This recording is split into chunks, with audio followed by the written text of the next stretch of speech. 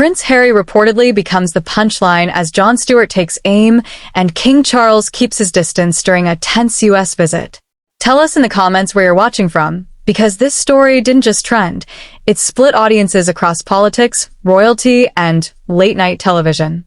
In today's commentary, this breakdown is based on public discussion, circulating clips, and reported tensions surrounding Prince Harry's recent presence in the United States, overlapping with King Charles's diplomatic schedule. The situation pulls together three powerful forces: royal protocol, political sensitivity, and late-night satire. Prince Harry enters the frame as the outspoken royal who has repeatedly challenged tradition in public forums. King Charles stands as the reigning monarch navigating diplomacy and image control, especially during high-stakes international visits. Jon Stewart, known for sharp political humor, represents the media lens that turns tension into commentary. The moment that triggered everything reportedly came during a late-night segment where Stewart referenced Harry's recent public remarks about fatherhood and political figures. In a clipped moment now circulating online, Stewart is said to have joked, "Imagine criticizing leaders while your own invitation keeps getting delayed."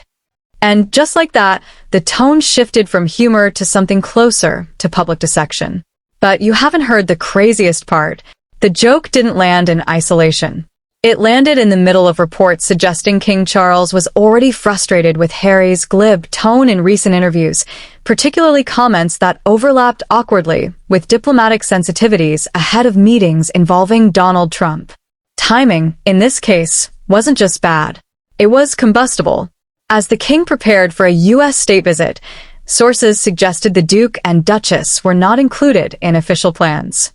No public confirmation framed it as a ban, but the absence itself became the headline. In royal optics, exclusion often speaks louder than any direct statement. The tension escalated online almost immediately. Clips of Stewart's segment circulated alongside headlines about the alleged snub, merging two separate narratives into one amplified storyline. Viewers weren't just watching comedy anymore. They were watching a perceived public positioning unfold. It started to feel like a chess match where one player is speaking through interviews, another through silence, and a third through jokes that cut deeper than expected. The analogy writes itself. It's like being discussed in a group chat you're not part of, except the group chat has millions of viewers and runs on broadcast schedules. Midway through the surge, analysts pointed out something more structural. Royal family dynamics are no longer contained within palace walls. They are now processed in real time through media ecosystems that reward conflict, speculation, and narrative overlap. A late-night joke doesn't stay a joke. It becomes a data point in a larger storyline. Then came the emotional pivot. Supporters of Harry framed the situation as selective criticism, arguing that speaking openly should not automatically translate into exclusion. Others saw it differently, interpreting the king's distance as a calculated move to preserve diplomatic neutrality, especially during politically sensitive engagements. That divide is where the real story sits. Not in a single joke, not in a single decision, but in how those moments reinforce competing interpretations of responsibility, loyalty, and public conduct.